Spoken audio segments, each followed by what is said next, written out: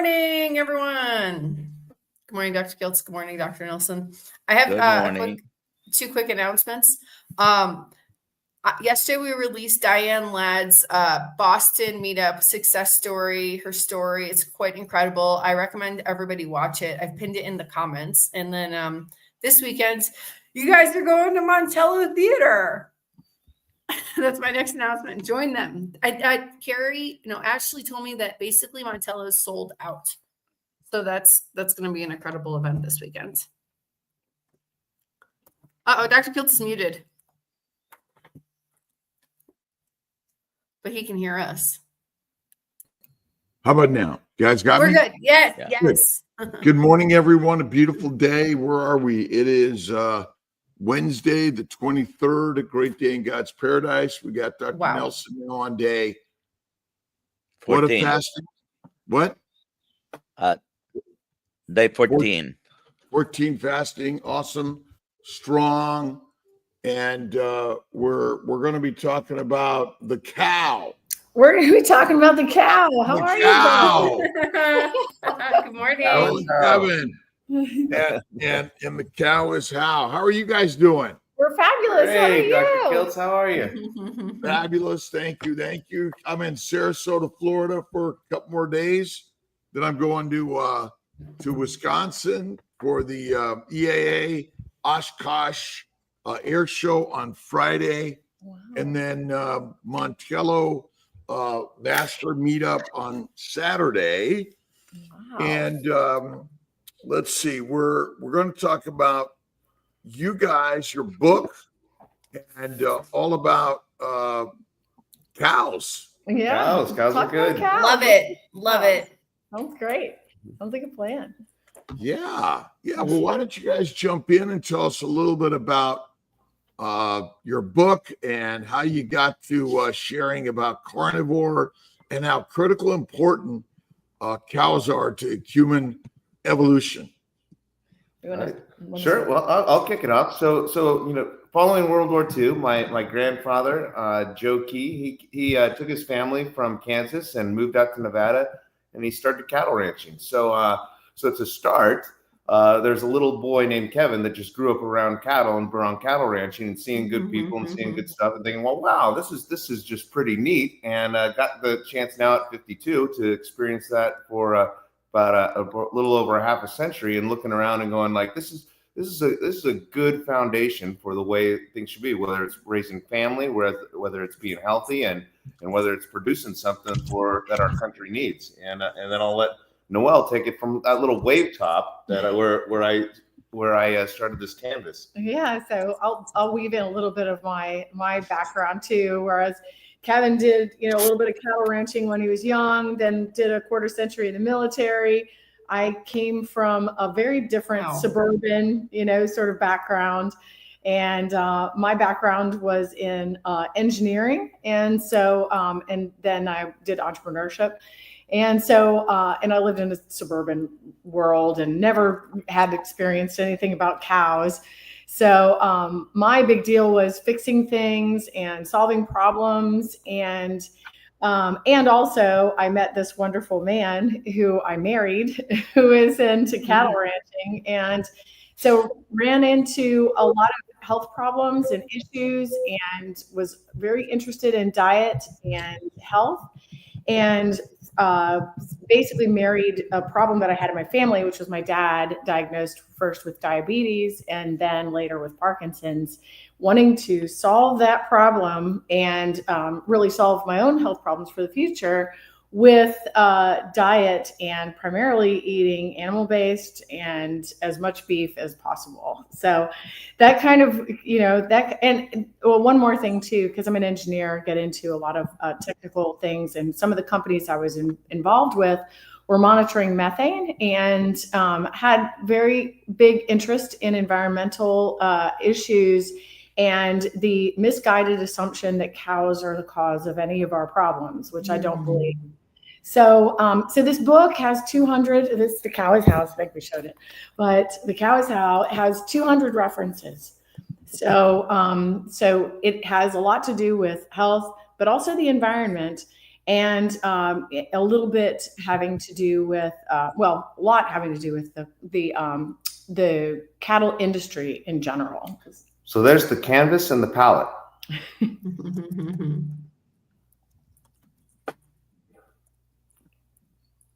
Oops. You muted again, Dr. Kiltz.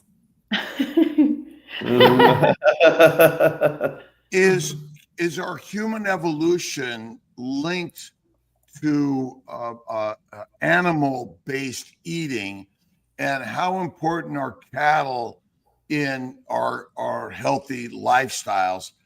And in our modern world, have we, for some reason, chastised eating meat and cattle as the cause of disease? And as you said, ain't no way it's causing our problems.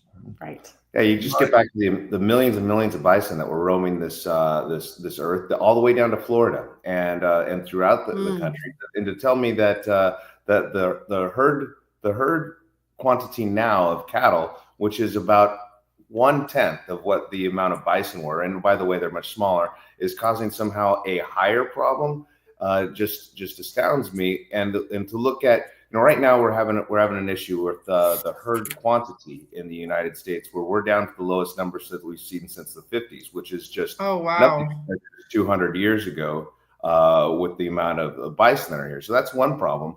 But then to go take that a little bit further, and well, why is that? Well, we've been developing, and we are losing small and large ranches and farms across the nation by the day, and they're being replaced largely with development and houses, apartment buildings, what have you. And that's going over a lot of what were the aquifers, which we cover in this book, and a lot of the natural grasslands. And we like to talk about what happens with the carbon and methane and how we release them through different means into the atmosphere. But we don't talk about how we get rid of it, which is sequestering it primarily through these grasses that used to get up to 20 feet deep in the main plains and in the aquifers that sequestered it, which now, when through monocropping and further through housing developments and things, aren't sequestering any carbon or anything, and are causing a significant problem. So what Kevin was talking about is sort of the evolution as it relates to the health of the planet and for the health of people. We've talked in this book, and we mentioned many other great books that talk about how we were designed specifically to eat these animals that were roaming by the millions around, how our shoulder joints were developed to throw, how we were born to run, basically to outrun our prey, which is pretty surprising to me. I didn't realize that humans were designed to run hundreds of miles and be able to have that kind of stamina. And it's because of our upright posture, because of our ability to run, because of our shoulder, because of our breathing, because of our capability to breathe as well. We're just designed to go and hunt animals and to eat animals. Our everything about our intestines, to our jaws, to our face, to our bodies was designed to eat animal products. And once, in my opinion, once you start eating animal products, you start to feel that, I don't know, ancestral health, maybe we would call it that. So does that answer some of your questions, Dr. Kiltz? Yeah, it's sort of one of those eat only plants for months and then eat only animals for months. Ultimately, it seems like our health is on the decline. The number of people that are sick, dying, diseases, cancers, the incidence of all these diseases on the rise, the cost of healthcare is on the rise. And I grew up eating cereals and grains and grasses and vegetables and sick. And now that I eat just animal products, I've never felt better. Yeah. And so, it's sort of this idea we're waiting for the science and someone to give us the research, when in fact there's only one experiment that needs to be done, and that's on yourself. Wouldn't you agree? Yes, absolutely. In fact, I'm living that experiment, and it's unlike a lot of folks that have turned keto carnivore over the years. I didn't have a big problem with pus coming out of some side of my head and some big problem that I need to fix. And you hear a lot of these trying stories that your heart just really reaches for. But I was I was an active duty Green Beret. I was doing great. I didn't have a lot of problems, but I was also very interested in fitness and nutrition. And having grown up around cows, I wrote my master's thesis on human performance and just really enjoyed taking it all in. But I started reading about this carnivore thing, which was counter to a lot of what I had read. And I actually kind of always thought I almost started thinking that beef was a guilty pleasure at some points, and I was doing things healthy, living kind of the best I could out of a clean human food pyramid diet. But then I started reading about this, and for me, my catalyst, to use a little pun, was I got COVID in 2021, and I've been reading about this stuff for about 5 years at the time. And I thought, you know what, I'm going to put my money where my mouth is. And now my COVID experience, and I'm sorry for those that had it bad, but I've had pimples that were much worse. Mm-hmm. But nonetheless, I switched. Then I thought, you know what, I'm going to try this out, and I switched to first keto, and then advanced to carnivore. And the proof is in the pudding. I had more gray hair 5 years ago. Why? My skin is healthier now than almost it's ever been. Why? And I attribute it to eating a healthy diet of primarily beef. Mm-hmm. And like Kevin said, he didn't have huge problems. He's getting better, even aging backwards maybe now too. But my dad was a classic insulin resistance case.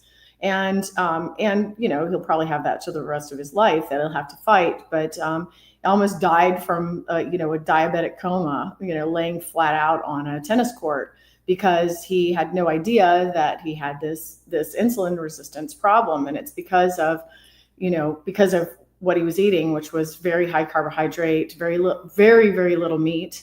And, and almost suffered the ultimate price. And then eventually he was also diagnosed with Parkinson's. And so, you see that his diet over many, many years, despite being very healthy, I mean, this is a man who played tennis 4 or 5 days a week. He was extremely active, but he was constantly snacking on wheat thins, on things that were center grocery store aisle things in colorful boxes. Exactly. But we were encouraged to eat those things for the past several decades. So you can't blame him or anyone else really for just kind of following along with what's been fed to them. So yes, I believe that although the tides are turning, which is great, but for the past several decades, we have been taught the wrong thing. And the plant paradigm is very toxic and intoxicating, very, very addictive. Yeah. And the message has been so forced into all of us for so long. Eat your healthy fruits and vegetables, or a healthy diet doesn't quite include beef, does it? No, it really hasn't. Heart healthy. If you go and look at what's heart healthy, and I actually go through this in one of the chapters, is take a box of Raisin Bran, for instance. How heart healthy it is. It has something like 40 grams of sugar in it. The ingredients are a chapter alone almost. Exactly. And so actually going through what it takes to make a Raisin Bran is pretty amazing how many pages it takes, and the toxic chemicals that are put into it, just, not only sugar, of course, but all of the plant products. And then, the toxicity bleeds over into what Kevin was mentioning earlier, that we've basically pillaged 150 million acres of our land in the United States for soy, corn, and wheat. We have destroyed the grasslands of our nation, and it's to the tune of this, these Wheaties that we're buying, or Fruit Loops, or Pop-Tarts, and so it's not just our health; it's also the health of our environment that we're really destroying too. It's difficult to unlearn what we've been learned. Mm-hmm. What can we do to reshape the landscape of learning a healthy lifestyle? Well, it starts with diet, or it starts with consumer. It starts, what does the consumer want? And so we need to, in my opinion, we need to first educate the consumer. We need to then build the need, and we need to somehow figure out how to reverse this trend where we're losing beef and we're losing the cattle population, and we're losing the ability to grow the cattle population, and we need to shift that. And then I'll let you go into some of the technological thoughts we've had. Well, I'll echo some of yours. One of the things that Kevin and I both complain about is that the cattle industry as a whole and the healthy diet, carnivore, keto industry don't really. I mean, we see it sometimes in these conferences that we that we go through. The conferences that we go through, we don't see where what we see is grass-fed, small, producers. But when you look at the large industrial cattle industry as a whole, you have these big four manufacturers, and they sort of hold to the vest the whole cattle industry. So, this sort of miscommunication and misalignment of the people who want to eat well and the whole industry of beef, there's not a lot of connection there, and we'd love to make a connection. There is a lack of synergy. So I'm active in the beef environment as a generational cattle rancher, and I go to the Cattlemen's Conference every year, the National NCBA, National Cattlemen's Beef Association. They have a big, close to 10,000 attendee conference. And in the last few years, it's a wonderful event with a lot of great people, good business, but there's not one mention of the nutritional value of beef, or at least I didn't find any. There's not one recipe book for beef. There's not one promotion. It's treated like a commodity in a good way of how do we grow this commodity? How do we do these things? And so I'm not trying to put a negative thing on there, but it doesn't unite. And there, as Noel was saying, there's no real synergy between who are the people that are eating beef in a growing thing, because they're really looking. The NCBA is really looking at what does the modern housewife want. Well, the modern housewife doesn't even know how to spell keto, or doesn't, and even hasn't even heard of carnivore.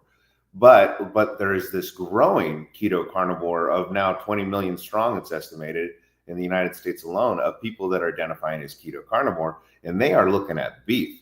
And the NCBA hasn't really done that, and the keto carnivore folks are not paying attention to what is the cattle industry doing and what is this commodity that I care about. They like to look at the words my local grass-fed, grass-finished, and that's great, and I applaud that. And you will be healthy if you look for that, and that's a good solution. But how do we feed our population in a larger sense?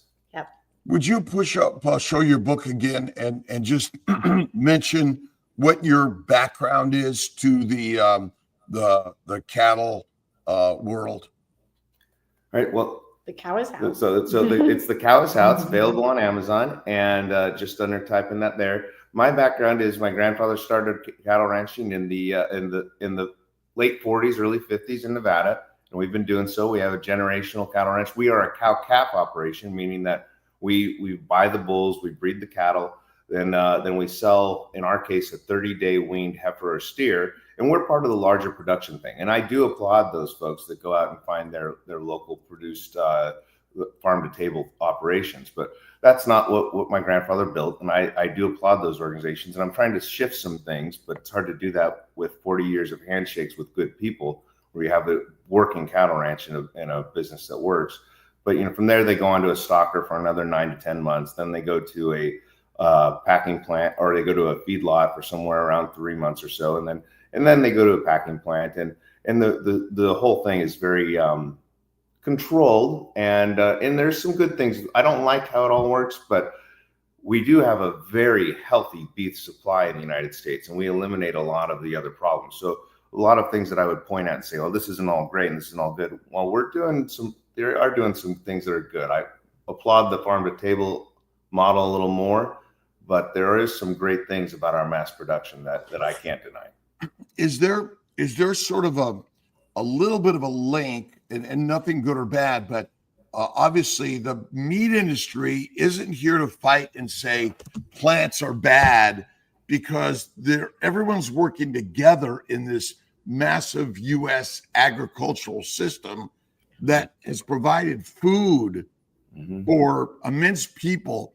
And our problem once was lack of food, and now we have an abundance of food. Yeah. And for some reason, the science has laid out that meat is bad when absolutely the opposite is true. Yes, very, very. We have very an abundance. We have an abundance of fake food, though. Mhm. It's Yeah. not Right. an abundance of food, Well, really. Right. But the coming out of wars, the movement was to grow the foods to ship it around the world and feed the people. I don't think any of us truly understood. I mean, I'm a Italian, and we're all Eurocentric. We came from a plant animal based diet, but then the science and the medicine got in the way, claiming that plants were good and meat was bad. And all you need to do is get back to our ancient roots. Yeah, 100%. That's exactly right. That's exactly right. Yeah, I don't think a lot of the intents were bad. I think now the outcomes are obviously, as you look around, we live in Florida and you go to a beach on any given day and you can see the results just from a picture at the same beach 30 years ago. Yeah. It's there's something's going wrong, and I don't think that it's people aren't listening to their doctors. I don't think that's the answer. I think people are listening to their doctors. Where are you in Florida? We're in We're Cocoa Beach, just east of Okay. Orlando. meat 3 times a day. Perfect. Mhm. Perfect. And- Like Mhm. 1940s. And is that where you have your ranch? No, actually, so the cattle ranch is in northeastern Nevada, and my grandfather had a brilliant saying. I worked out there in the summers, and he asked me what I wanted to do one day, and I said, well, I want to be out here, Bampa. I want to just be out here and be a cowboy on the ranch. He said, you need to go find a way to make some money, because you might do real well on a cattle ranch for about 5 years, and then you need to face a 5-year drought. So figure out how to bring something in to keep this thing alive, or you're going to be like one of the thousands of ranchers that dies on the vine. And that may not be a lot of ranch's philosophy, but so my grandfather's a veterinarian and a banker and an attorney, and my father's been an attorney, and then I'm largely in real estate, being retired military, and so I'm taking his advice. I'm trying to pump that thing and keep it alive and make it long-term profitable, and hopefully not having to survive droughts. But I'm following the lessons I've learned for the last half a century. Cows are very resilient, strong animals that can live in many environments, and obviously the buffalo was natural to Nevada. Yes, yeah, across the Everywhere country. across Yeah, the across the country. There's very few Wow. there now. Wow. And- Because it's all desert.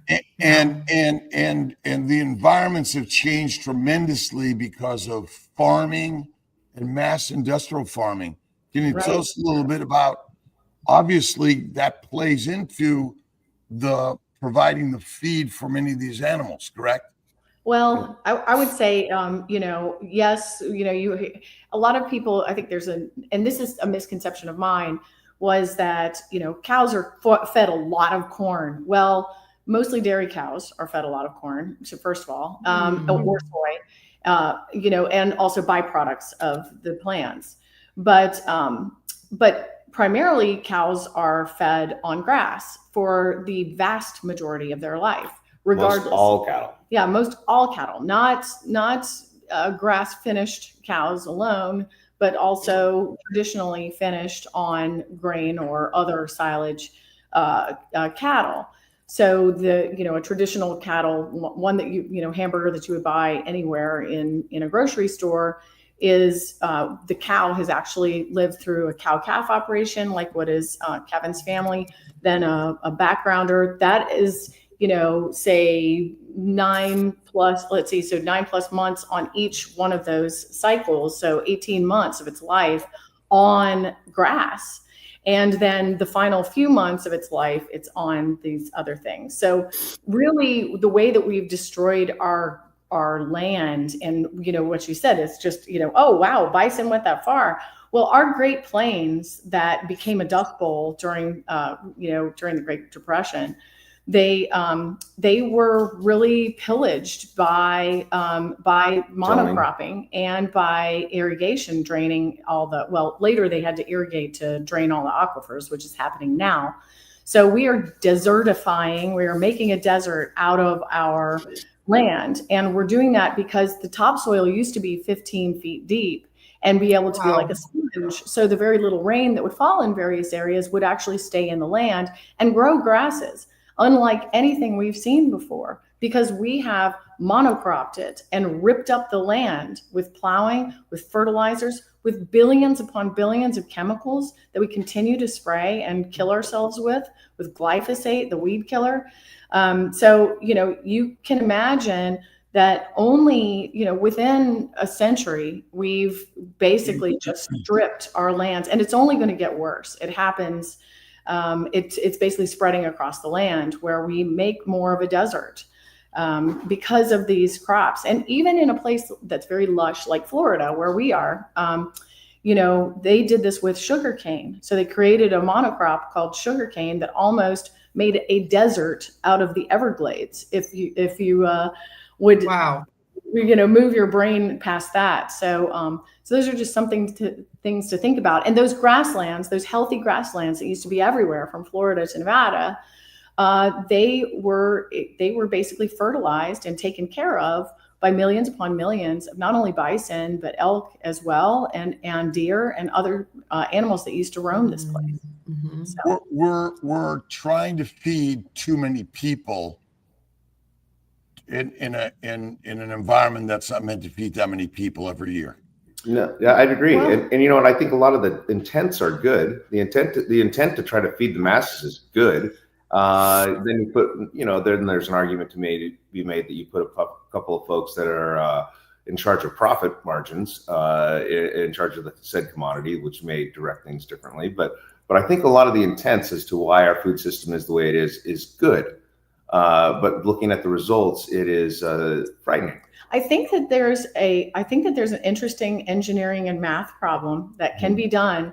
Dr. Kiltz, as well as we do, that when you go to an animal-based or meat-only kind of diet, you don't need as much bulk and huge amounts of food to live.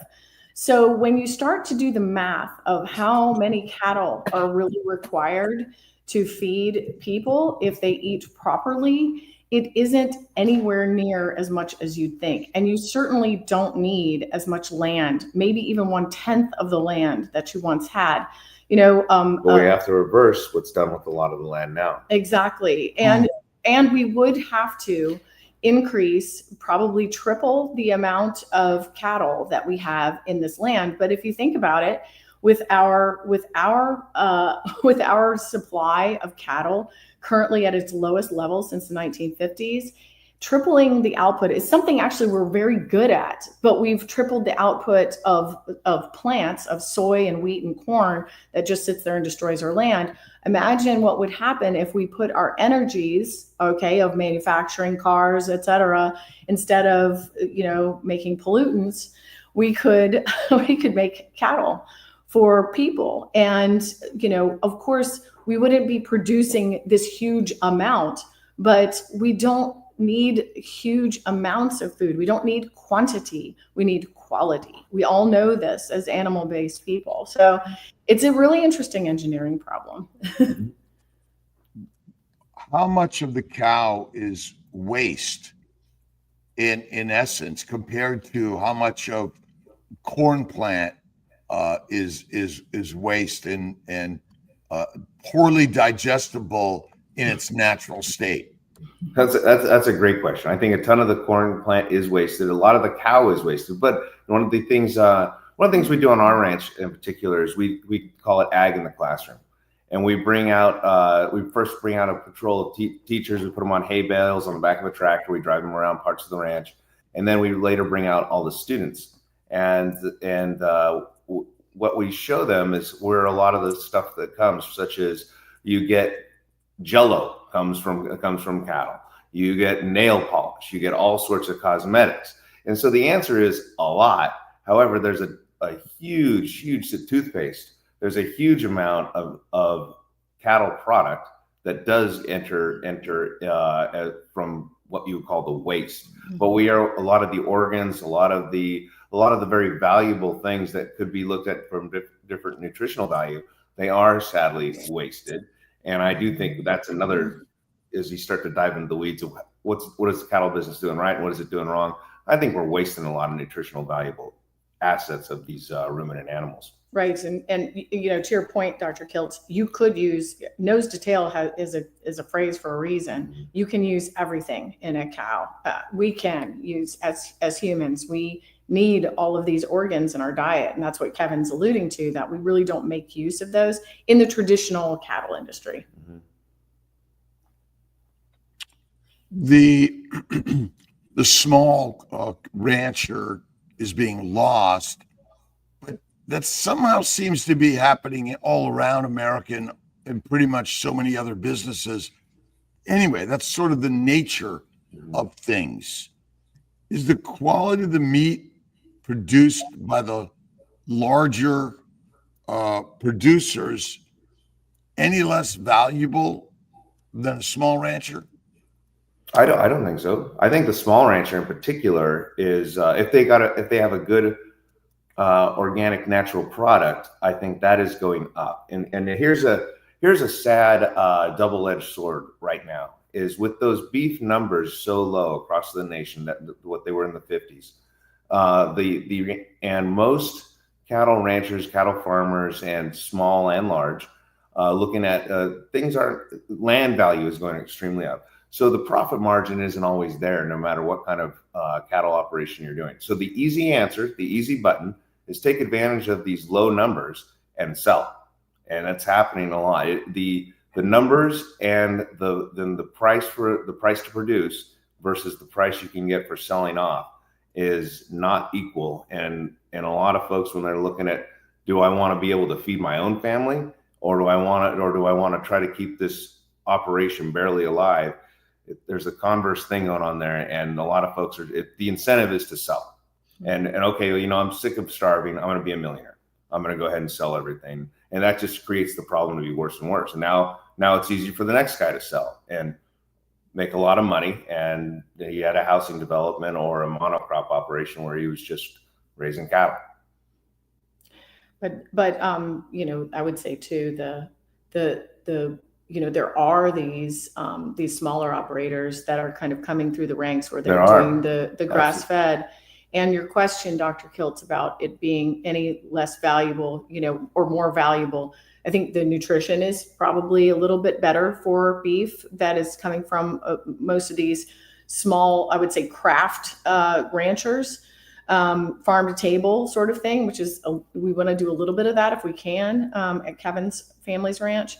But you know, the traditional beef industry gets it right most of the time, and it's mainly because it's built on the backs of traditional ranching, right? As we said, most of the cow's life is on grass, and they could. The problem is they could finish things on grass, but it would decimate the inventory, which we can't really do. That's something that people don't really know about. It takes start to finish a little over 2 years for standard cattle to go through the process and be finished and end up on your plate. If we're to go grass finish, and I'm not opposed, I'm all in favor, but to do that, it takes almost a year longer to finish it, and you get less yield at the end. And so I do think it's a valuable question, is how are we going to efficiently and optimize the beef industry and feed our population? And there's some tweaks you need to do there at large scale to make that work right. Yeah. And really, I think that the nutrition profile is, you know, in our view, and it is marginally better for grass finished, but for us, we don't believe it's sort of an 80-20 rule, right? What are you really getting out of it? We buy traditionally finished, and also actually we've been part of, and Dr. Kiltz, we know you have been part of some taste testing of both, of grass finished as well as traditionally grain finished, even though they've been by small ranches.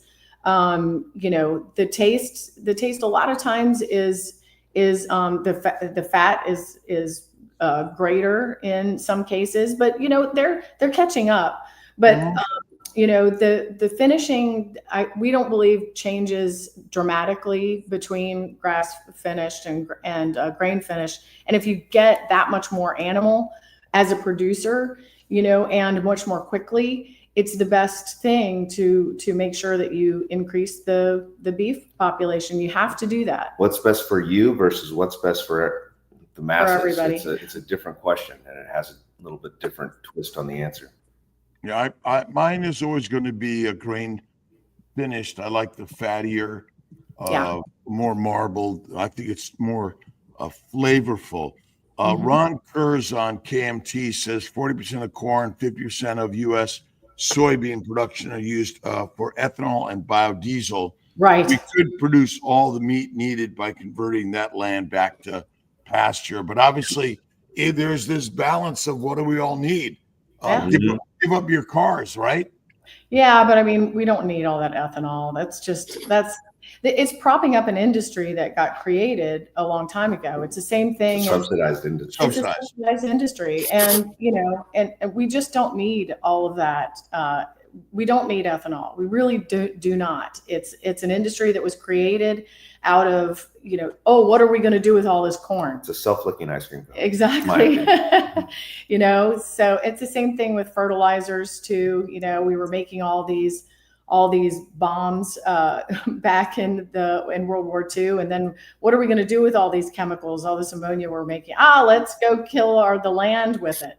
Then let's go fertilize things, where traditional fertilizer, which is manure, you could be using probably a lot better, which would be better. So, and there are a lot of industries that get caught up in that.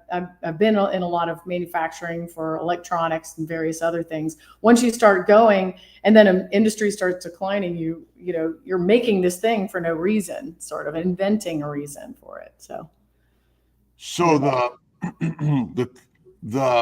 the subsidies for many of the farming products is one of our biggest problems. I think so. It's an incentive. It's an incentive-based thing, and it's it's hard to switch. It's hard to switch an operation. So I look at our ranch. I really do believe in a lot of what's happening in the farm to table world, and it's beautiful to see where the industry didn't really exist to any state 15 years ago, but it was in a huge. There was all that it was 100 years ago. So we switched some things in between. But I look at our operation now, and we have wonderful generational relationships with all sorts of folks that are built on handshakes of guys that knew my grandfather and my father, and now shake my hand. Their kids do, and we have a successful operation. And so it's so to look at how do I rapidly change that to a market that I don't totally understand? It's hard. So I'm giving that as a small vignette of my particular scenario. But I think of okay, well, if you're in the corn business, you probably have some similar things. You can't 1, 2, 3. Well, I know what I'm going to do. I'm going to give up my we'll say 2,000 acres of cornfields, and I'm going to switch to animals next month.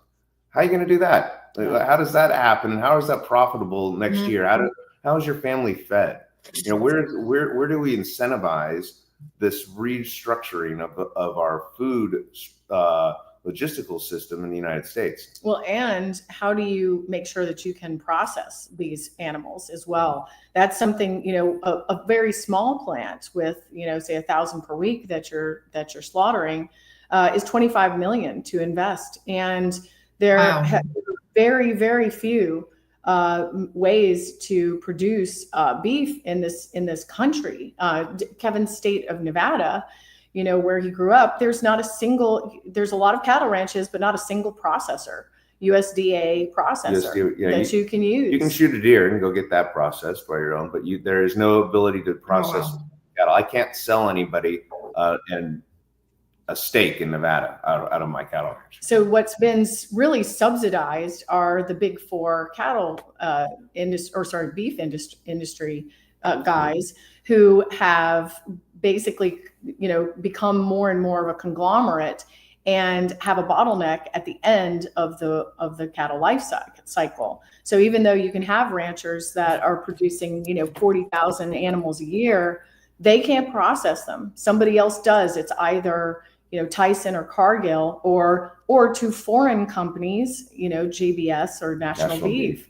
They're not, half of our beef supply isn't even headquartered in this country. It's headquartered internationally. So we don't own half of our beef supply. Those big four control about 85% of the entire beef industry, and those are done through boardrooms and how it works and how it directs. And are all the decisions bad? No, a lot of them are good, but it's hard from the producer end to fight against the momentum that these large lobbyists and a huge conglomerate control entities manipulate.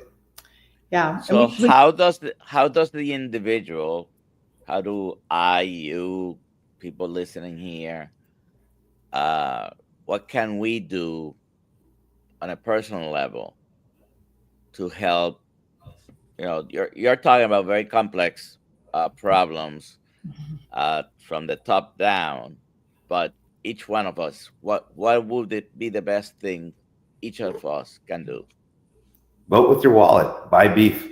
Yes. Buy beef and don't buy the other stuff. And also, what I think helps a lot is when I try to take a little step, as I'm a carnivore, and I'll go to restaurants and a lot of folks will look, hey, I'll order whatever and I'll just eat what I want on the plate. I tell them, don't bring that other stuff. Like let their surpluses stock up. Let their buns for all those cheeseburgers stock up. And I try to make the active point as a consumer to just asking for what I want and tell them I don't want the rest. Don't bring it. And hopefully they'll have too much inventory and enough people will do what I want to do, and it'll help to change that commodity at that small level.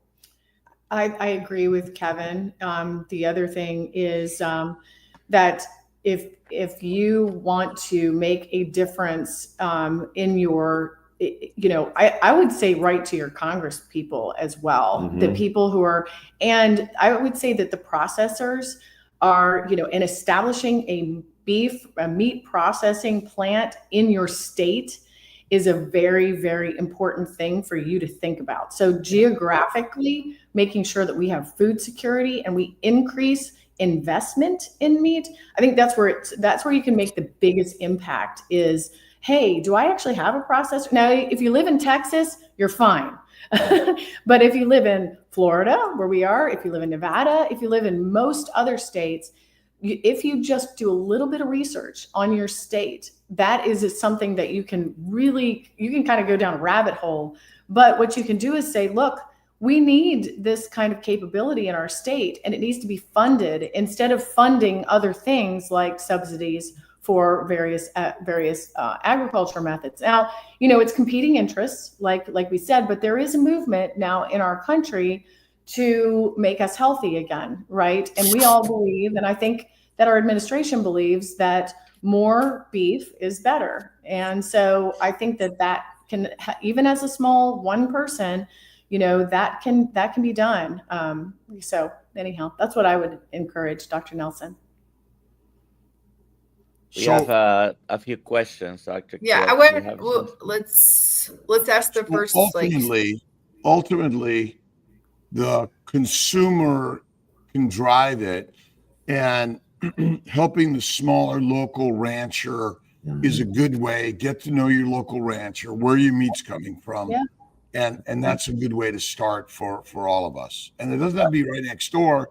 They ship, and we want to help support that. I totally agree, and I'll say full transparency, I am not that local rancher. I want to be that local rancher. I'm part of the larger system. We sell a premier product that ends up going at a good price. We do well in the sales, and I like being part of the business. But if there was more of a market there for me to be that local rancher, I would jump at the chance. Yeah. There's just not. I like having a profitable business, and so I'm trying to keep it like that, and it's hard. So one other thing that I would put in there too is there are companies that are trying to break the cycle, and the most interesting one and sort of strange one is Walmart. So Prime Pursuits, which is Walmart's logistics arm, purchased a truckload of, or maybe more, of two truckloads of Kevin's family's Black Angus Wow. cattle. They purchased on our Prime Pursuits, which we thought, who are these people? I never heard of them. Yeah, and so then they have this label called McLaren Farms that you can find in the Southeast. So Dr. Kiltz, if you're in Florida, you can find it there. You can't really find it anywhere else because the demand is so high and the inventory is, again, they're trying to build it They up. sell in only 800 Like, stores. yeah, like McLaren Farms, they buy under Prime Pursuits. They then they cultivate the cattle under what's called 44 farms. And what they basically do is they subvert, and it's kind of sad that it takes someone as large as Walmart to do it, but they subvert the big four and the major cattle. They do it all themselves, and they purchase from U.S. ranchers that are doing amazing small things. amount. If you go to Walmart and buy beef, you're probably not getting McLaren Farms. You're probably not getting this. They're only in 800 stores, and it's not the majority of what they sell in any of those 800 stores because the demand is too high. But they are there, and they do have a subverted beef system that is compartmentalized, that is beating the big four and beating the major system, and it's good to see. It's a nice trend. Yep. So vote with your wallet there too. People are looking for higher quality beef. Tell me what that higher quality beef looks like.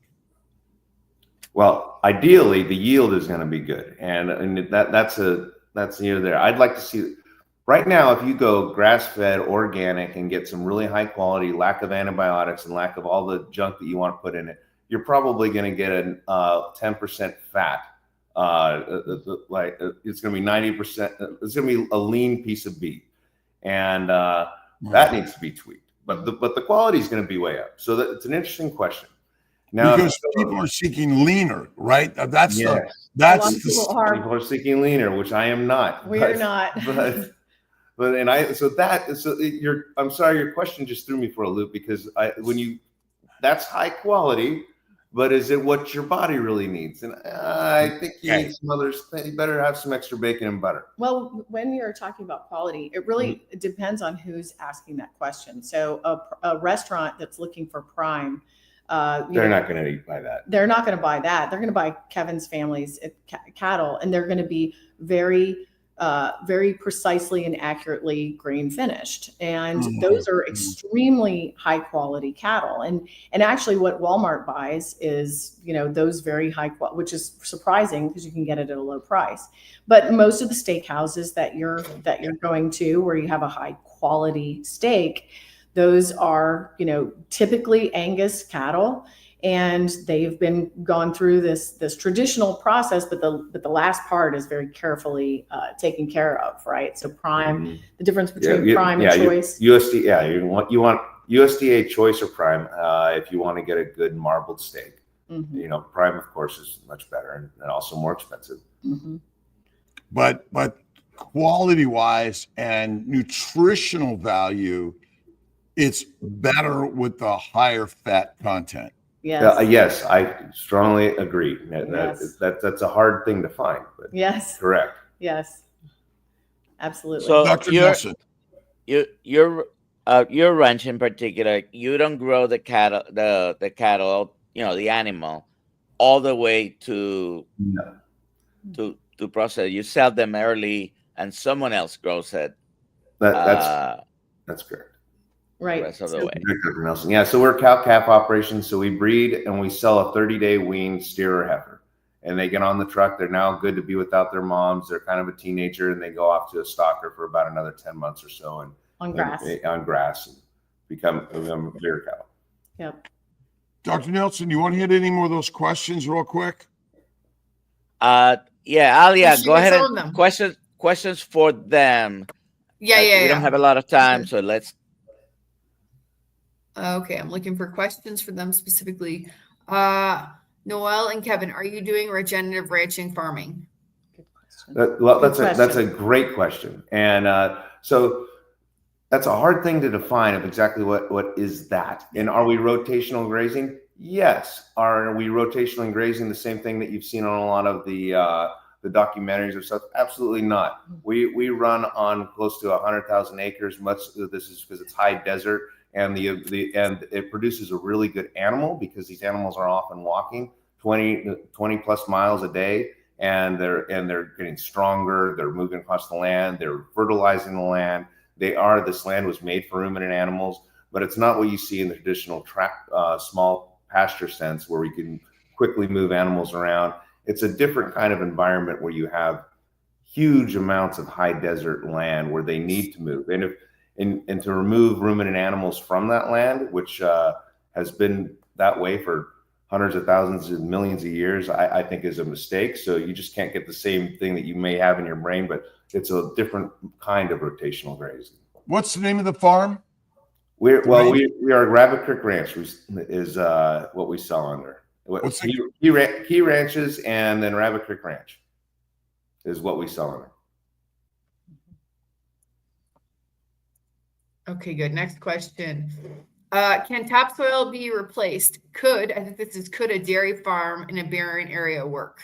It's really good. Absolutely. Absolutely. So we know, I've put a little plug here. There's Happy Cow Creamery in South Carolina that is close to where we're going today. Actually, we're driving up to my parents who live there. We tour ranches and farms all over the United States because I'm extremely interested in how do we learn from each other and how do we grow this and how do you take East Coast. But anyway, I'm sorry. Yeah, but they do very similarly what you're talking about, and they do it on a smaller scale. So they're a smaller scale, but they're found in all the groceries around my parents in Greenville, South Carolina.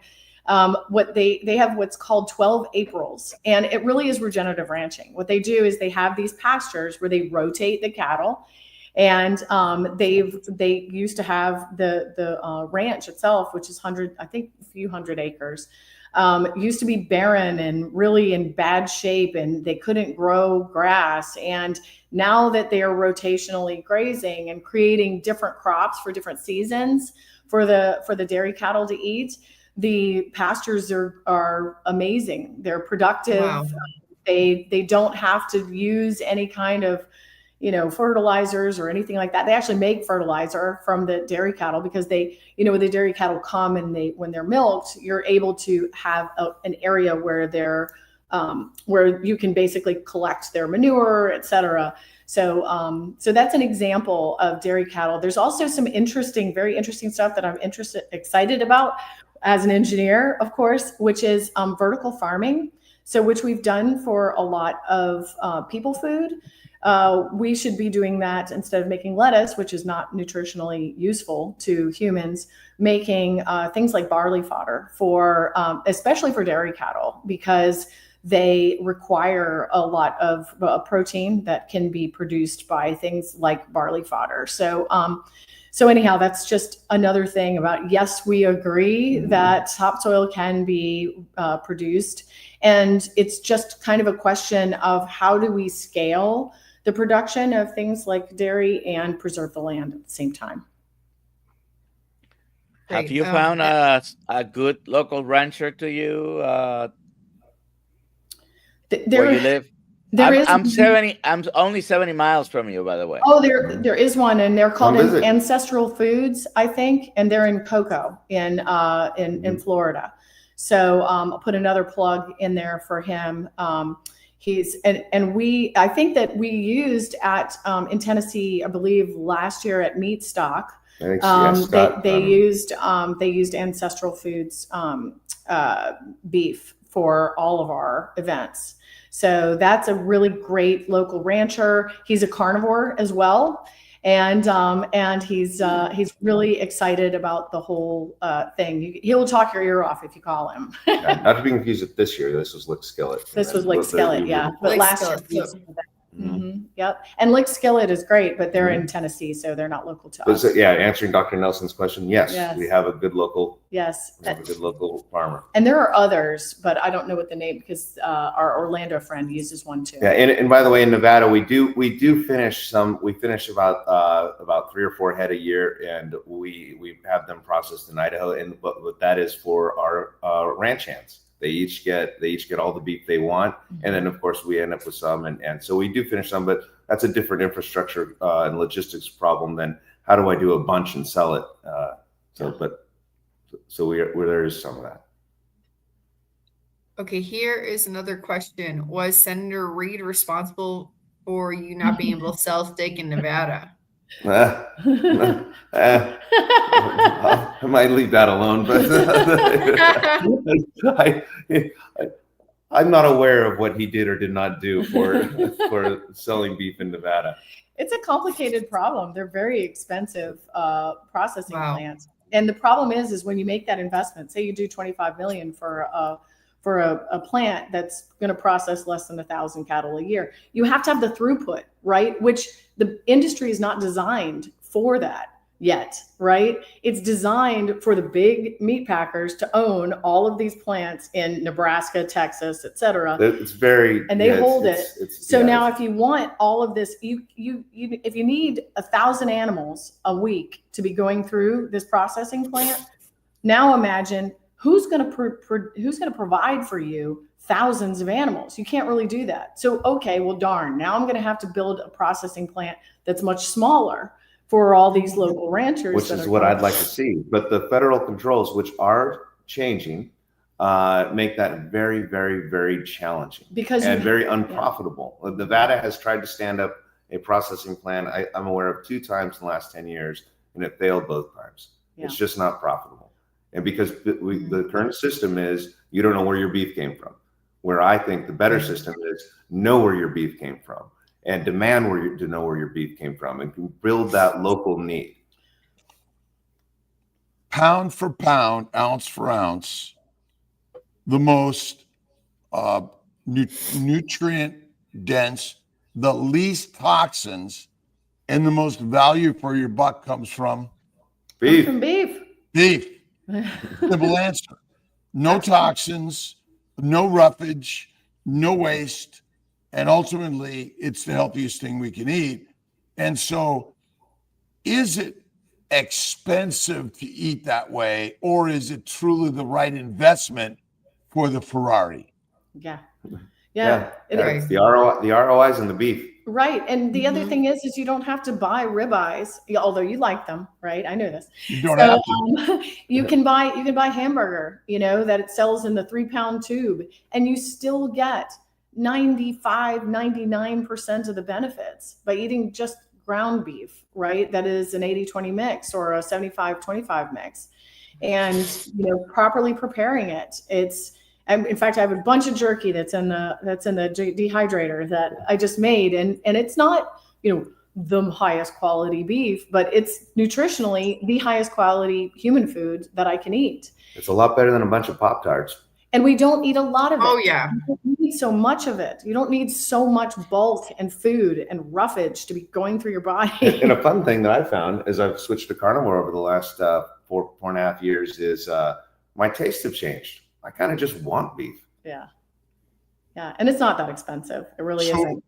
So the cheapest beef is always better than the most expensive plant, because the majority of plants are not only poisonous, but the majority of what you eat actually goes out your rear end and makes fertilizer.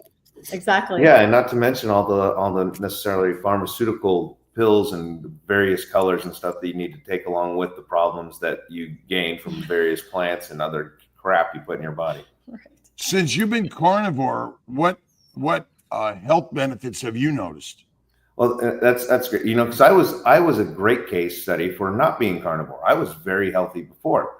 Well, since I've gone carnivore, which has just been fascinating, is my skin. I wasn't even trying to improve my skin. My skin got better. I don't wear sunscreen anymore. I don't need it.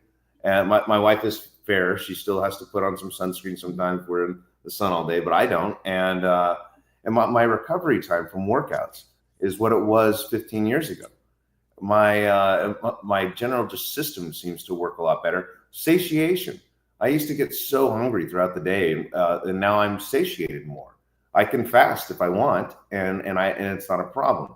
I have my energy level is up. I still, I'm sorry, I do have some plants here and there. I like my cup of coffee in the morning, so I'm ingesting some of the coffee beans, but I don't need those cups of coffee all through the day like I used to have. And I would say my dad, since going primarily animal based, he's still kind of bad, and we have to slap his hand every now and then. He had diabetes, almost died from it. He has Parkinson's.